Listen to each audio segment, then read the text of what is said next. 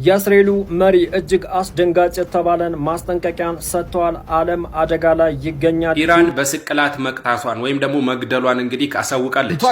ትራምፕ በኢራን ላይ ተኩሳችሁ ግደሉ በማለት ከባድ የተባለ ውሳኔ ወስኗል። የአሜሪካ አንደኛ ደረጃ ተማሪዎች ሕይወታቸው ማለፉ ተገለጸ። በዚህ ሰዓት ሰበር የተባለ ዜና ተሰምቷል። ትራምፕ በኢራን ላይ ተኩሳችሁ ግደሉ በማለት ከባድ የተባለ ውሳኔ ወስኗል። የአሜሪካው ፕሬዝዳንት ዶናልድ ትራምፕ በሆርሙዝ ወሽመጥ ላይ ፈንጂ የሚያስቀምጡ ማንኛውም ጀልባም ተኩሳችሁ ግደሉ በማለት ለባህር ኃይሉ ቀጭን የሆነ ትዕዛዝ ሰጥቷል። ታዲያ ይህንን የትራምፕ ውሳኔ የተቀበለው የአሜሪካ ባህር ኃይል የኢራንን ጀልባዎች ለመምታት እያደነም ይገኛል።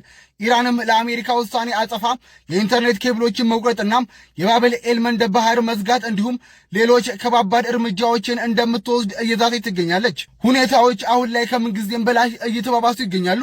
እኛም አዳዲስና ወቅታዊ መረጃዎችን እየተከታተል የማደርሳችሁ ይሆናል። አሜሪካና ኢራን የተጣሉበት ዋነኛው ጉዳይ ዩራኒየም እንደሆነ ታውቃላችሁ። ይህንን በተመለከተ ኢራን ዛሬ መግለጫ ሰጥታለች።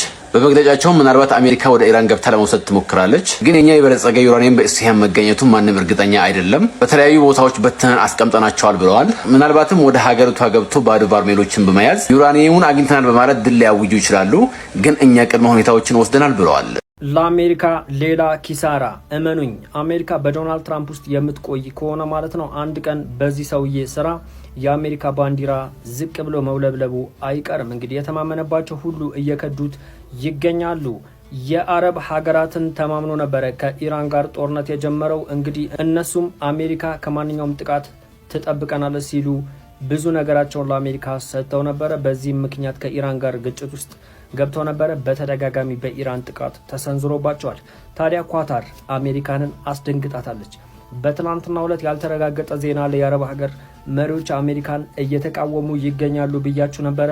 አሁን ግን ኳታር ሙሉ ለሙሉ ካሁን በኋላ አሜሪካ ማንኛውም ሀገር ላይ ለምትሰነዘረው ጥቃት ኳታር የአየር ክልሏን ክፍት እንደማታደርግ ወይም እንደማትፈቅድ ገልጻለች። ኳታር ብቻ አይደለችም። በመካከለኛው ምስራቅ ግዙፍ ጦር ካላቸው አራተኛ ደረጃ ላይ የተቀመጠችው ሳውዲም እንግዲህ ከአሜሪካ ጋር ሰጣ ገባ ውስጥ እየገባች ትገኛለች። ምክንያቱም በኢራን ጥቃት ሲሰነዘርባት በአሜሪካ ምክንያት ሳውዲ ምንም አይነት ከለላ አላገኘችም ከአሜሪካ። በዚህ ምክንያት ሳውዲ ተረኛ ልትሆን ትችላለች እየተባለ ይገኛል። እንግዲህ ዶናልድ ትራምፕ ከእስራኤል ጋር ኢራን ላይ ጥቃት ሲሰነዝሩ የአረብ ሀገራትን ተማምኖ ነበረ፣ ኔቶን ተማምኖ ነበረ። በርካታ የተማመኑባቸው የአውሮፓ ሀገሮችም ክደዋቸዋል፣ ብቻቸውን ቀርተዋል። በድርድሩም ቢሆን በተደጋጋሚ እየተሸነፉ ይገኛሉ። ድርድሩ ላይ ኢራን ባትገኝም እነሱ ግን ጦርነቱ የተኩስ አቁም ስምምነቱን አራዝመዋል። ይሄ በታሪክ አሜሪካ እንደዚህ የወረደችበት ጊዜ የለም እየተባለ ይገኛል በተለያዩ የፖለቲካ ተንታኞች። የእናንተስ ሀሳብ ምንድነው በዚህ ጉዳይ ላይ? ሌላ አዳዲስ ዜና ከመጣ አደርሳችኋለሁ። በደም ሼር፣ ኮፒ ሊንክ፣ ሪፖስት እያደረጋችሁ አደርሱት። የእስራኤሉ መሪ እጅግ አስደንጋጭ የተባለን ማስጠንቀቂያን ሰጥተዋል። ዓለም አደጋ ላይ ይገኛል፣ ሁሉም ይህንን ሊገነዘብ ይገባል ሲሉ ተደምጠዋል። እስከ መጨረሻው ተከታተሉኝ። አዲስ መረጃ ይዤላችሁ መጥቻለሁ። ኔታንያሁ በኢራን ላይ አስደንጋጭ ማስጠንቀቂያን ሰጥተዋል። ዓለም አቀፍ ጥፋትም ሊከሰት ነው ብለዋል። ኔታንያሁ የኢራን አመራሮች በዓለም ላይ ከፍተኛ የተባለውን የታሪክ ጠባሳን ሊጥል የሚችል አደገኛ ስጋት መሆናቸውን ገልጸዋል። ኢራን የኒውክሌር ባለቤት ለመሆን የምታደርገው እንቅስቃሴ ለእስራኤል የህልውና ስጋት ነው። በዚህ ምክንያት በቀጥታ የዲፕሎማሲያዊ እንቅስቃሴም ሆነ በቀጥታ ጦርነት ለማስቆም የቻለችውን ሁሉ ታደርጋለች። የኢራን የኒውክሌር ባለቤትነት ለእስራኤል ብቻ ሳይሆን ለቀጠናውና ለመላው ዓለም ስጋት ነው ብላ ማስጠንቀቂያውን ገልጻለች። ይህም በርካታ የዓለም ተንታኞች ኢራንና እስራኤል ድጋሚ ወደ ከፍተኛ ጦርነት የመግባታቸው እድል ሰፊ ነው እያሉ ይገኛሉ። እንደ ምክንያትም ያስቀመጡት እንግዲህ ኢራን የኒውክሌር ፕሮግራሟን እስካላቋረጠች ድረስ እስራኤል ስጋት ውስጥ ነኝ ብላ ስለምታስብ አርፋ አትቀመጥም። አሜሪካንም ሆነ መሰል ሀገሮችን ጎትጉቷ ድጋሚ ወደ ጦርነት የመግባቱ እድል ሰፊ ነው። ባለፈው ጦርነት ከመጀመሩ በፊት ኢራን ለህልውና ስጋት ነች ስትል ነበረ እስራኤል። አሁንም እየሆነ ያለው ያ ነው። እንግዲህ አንዳንድ ጭምጭምታዎች በትላንትናው ዕለትና ከትላንት በስቲያ ኢራን ለአረብ ሀገራት ድጋሚ አየር ክልላችን የምትፈቅዱ ከሆነ ነዳጅ አይኖራችሁም እያለ ስታስጠነቅቅ ነበር። ይሄም አዲስ ነገር ሊፈጠር እንደሚችል ኢራኖች ቀድመው የገመቱት ነው። እስራኤልም ይህንን ዓለም አቀፍ ጫና እንዲፈጠር ይህንን ማስጠንቀቂያ እየሰጠች ትገኛለች። ኢራን የኒውክሌር ፕሮግራሟን ካስቀጠለች ለሁላችንም ስጋት ትሆናለች የሚል ማስጠንቀቂያን ሰጥታለች እስራኤል። በዚህ ጉዳይ ላይ የእናንተ ሀሳብ ምንድነው? በሌላ በርካታ ዜናዎች መለሳለኝ። በደም ሼር፣ ኮፒ ሊንክ፣ ሪፖስት እያደረጋችሁ አዳርሱት። ኢራን በስቅላት መቅጣቷን ወይም ደግሞ መግደሏን እንግዲህ አሳውቃለች።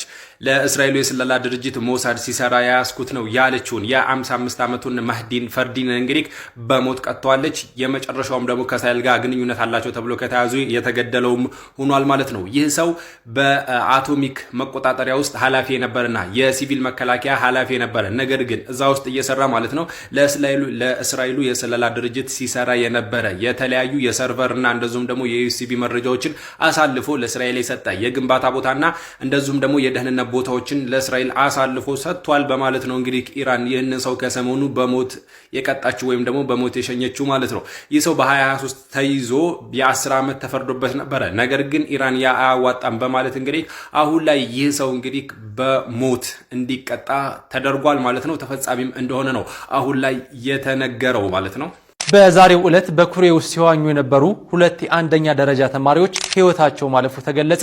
በሸገር ከተማ አስተዳደር ስር በምትገኘው ሱሉልታ ከተማ ድንጋይ ለማውጣት ተቆፍሮ በነበረ ጉድጓድ ውስጥ በተጠራቀመ ውሃ ሲዋኙ የነበሩ ሁለት ታዳጊ አንደኛ ደረጃ ተማሪዎች በመስጠም ሕይወታቸው ማለፉ ነው የተገለጸው። እድሜያቸው ከ10 እስከ 14 ዓመት እንደሚገመት የተነገረላቸው እነዚህ ታዳጊዎች የትምህርት ቤት የደንብ ልብሳቸውን እንደለበሱ ከሌሎች ጓደኞቻቸው ጋር ሲዋኙ የነበረ ሲሆን በኩሬ ውስጥ መስጠማቸው ያዩ ጓደኞቻቸው ለአካባቢው ነዋሪዎችና ለፖሊስ በፍጥነት ማሳወቃቸው ታውቋል። ጥሪው እንደደረሳቸው ፖሊስና የአካባቢው ማህበረሰብ ወደ ስፍራው በማቅናት ልጆቹን ከውሃው ውስጥ ቢያወጧቸውም ሕይወታቸውን ግን ማትረፍ አልቻለም። በአሁኑ ሰዓት ፖሊስ የህፃናቱን አስክሬን ለተጨማሪ ምርመራ የወሰደው ሲሆን ወላጆች ልጆቻቸው የሚውሉበትን ስፍራ በቅርበት በመከታተል ከመሰል አደጋዎች እንዲጠብቋቸው ጥሪ መተላለፉን በስትሬት ኦፍ ሆርሙዝ መዘጋት ምክንያት ማለት ነው ምን ያህል ዓለም የተሰቃየች ነው ታውቃላችሁ። ሌላ ሰርጥ ደግሞ አለ ላይክ እሱ ቢዘጋ ደግሞ እንዴት ነው ለምሳሌ ለስትሬት ኦፍ ሆርሙዝ 20% ኦፍ ኦይል የሚወጣበት አጣና ኦይል ፕራይስ ጨመረና ይሄው ትራምፕ እየተጫወተብን ይገኛል። ይሄኛው ደግሞ ሰርጥ ቢዘጋ ደግሞ ይሄኛው ደግሞ ስትሬት ኦፍ ታይዋን ይባላልና የታይዋን ሰርጥ ማለት ነው ቢዘጋ ደግሞ ማለት ነው አንድ ሙሉ ኢንዱስትሪ የኤሌክትሪሲቲ ሰፕላዮች እንዳለ በአንዴ የሚያቆሙበት ሲቹዌሽን ይፈጠራል ማለት ነው። ምንድነው ስትሬት ኦፍ ታይዋን ውስጥ ማለት ነው ወደ 90% ሴሚኮንዳክተሮች የሚመረትበት ቦታ ነውና ሴሚኮንዳክተር ማለት ደግሞ ማለት ነው ለምሳሌ ስልክ ውስጥ የሆነ እንደ ቺፕ ነገር ነውና ስልክ ውስጥ መኪና ውስጥ እና ሁሉም ስማርት ፕሮዳክት ውስጥ ማለት ነው ያለች ቺፕ ናትና ያለሱ ያለዛች ቺፕ ማለት ነው ስልካችሁ የምትይዙት ስልክ ማለት ነው እንደ ኮብልስቶን ብላችሁ አስቡት። ምንም አይነት ጥቅም የለውም ያለሱ ቺፕ ማለት ነውና እሱ ብቻ ሳይሆን ደግሞ ሰርጡ ማለት ነው ብዙ ነገሮች ያልፉበታል። ለምሳሌ ወደ 70% የዓለማችን የካርጎ ሺፖች በሱ ሰርጥ ነው የሚያልፈው። ኦይል፣ ምግብ፣ ፈርቲላይዘር ምናምን ሁሉ ነገር ጨምሮ ማለት ነውና የሆነ ነገር ተፈጥሮ ለምሳሌ ቻይና የኔ ናት ነው የምትለው፣ ታይዋን የኔ ናት ትላለች እና ወን ደግሞ አትፈልግም ላይክ ኢንዲፔንደንት የሆንኩ ሀገር ነኝ ነው የምትለው። ቻይና ለምሳሌ ሲዝ ብታደርጋት ወይም ኢንቬድ አድርጋት ሴሚኮንዳክተር የለም ቢባል ወይም ደግሞ አይሸጥም ቢባል ይሄ ስቴት ኦፍ እንዳለ ቢዘጋ ማለት ነው ወርልድ ዋር 3 ኢራንና በአሜሪካ ካልተጀመረ ወርልድ ዋር 3 በእነሱ ነው ይጀመራል የሚባለው። ምክንያቱም ላይክ ኤአይ ራሱ ያለ እነዚህ ያለ ሴሚኮንዳክተሮች ምናምን ነገር ኤግዚስት ማድረግ አይችልም እና ይሄ ኮምፒውት ኤጅ የሚባለው አሁን ያለንበት ኤጅ ፋንክሽን ማያደርግ አይችልም ማለት ነው ያለ ታይዋን እና እንደዚህ ትንንሽ የሚመስሉ ላይክ ስትሬቶች ጂኦግራፊያቸው ብቻ የሚሰጣቸው ማለት ነው ላይክ ጊፍት ነገር አለ ዓለም ላይ በአጠቃላይ ማለት ነው አድቫንቴጅ እንዲኖራቸው የሚያደርግ ማለት ነው እና እንደ ሀገር ብቻ ማለት ነው ተነጥላ መኖር የማችልበት ሁሉም ሀገር ማለት ነው እርስ በርስ ላይ ዲፔንድ እየተደራረገ የሚኖርበት አይነት ዓለም ላይ ኢንዲቪዥዋሊስቲክ መሆን የማይቻልበት ዓለም ላይ ደርሰናል ማለት ነው። እቺ ለማስተላለፍ ያክል ነው። ሀሳብ ካላችሁ ኮሜንት ሴክሽን አስቀምጡት። በእስልምና እምነት ጥላቻ ምክንያት የሰራው ወንጀል አሁን ላይ ብዙዎችን እያነጋገረ ነው። ይህ ሰው አንዲትን ወጣት በሃዮቹ ዕድሜ ያለ ሴት ይደፍራል፣ በእንግሊዝ ማለት ነው። እርሱ ሙስሊም መስላው ነው፣ ነገር ግን እሷ የሲክ እምነት ተከታይ እንደሆነች ታውቋል። ይህ ሰው ከአውቶቡስ አንዲት ሴት ስትወርድ ይከታተላታል። እሱ ግን ሙስሊም መስላው ቤቷ ውስጥ ገብቶ ይደፍራታል ማለት ነው። ሲደፍራት ሁላ አንቺ ሙስሊም እያለ እየሰደበ ደግሞ አንድ የሚያስቅ ነገር አለ። ይህ ክርስቲያኖችን የማይወክል ሃሌሉያ በይ እያለ ነበረ ሲደፍራት የነበረው። ይህ ሁሉ እንግዲህ በፍርድ ቤት አምኗል። ይህ ሰው አሁን ላይ በፖሊስ ቁጥጥር ስር ሆኗል። ዳኛውም ማለት ነው የእሱን ሁኔታ የሚከታተሉት ዳኛው ማለት ነው ምን አይነት አሰቃቂ ነገር በማለት እንዲህ አይነት ሰው መቼም የእድሜ ልክ ቅጣት ነው የሚጠብቀው በማለት እንግዲህ ተናግረዋል። ነገር ግን ውሳኔው ገና በኤፕሪል 24 ነው። እሳቸው ተሰምቷቸው ነው ሰብአዊነት ይህንን ያሉት። እናም በእስላሞፎቢያ ወይም ደግሞ በእስልምና ጥላቻ ተነሳስተው ነው እንግዲህ ልጅቷን የደፈራት። የአላህ ስራ ሆነና ደግሞ እሷ የሌላ እምነት ወይም ደግሞ ሲክ የሚባል እምነት ተከታይ ሆና ተገኝታለች። አያችኋ፣ የጥላቻው ጥላቻ እንኳን የእሷን እምነት ሊያረጋግጥ አልቻለም። እናም አሁን ላይ በእንግሊዝ የዚህ ጨካኝ አረመኔ ሰውዬ ተግባር ማለት ነው ብዙዎችን እያነጋገረ ይገኛል ማለት ነው። እስኪ እናንተ እንደው እዩትና እንደው ምን ትሉታላችሁ?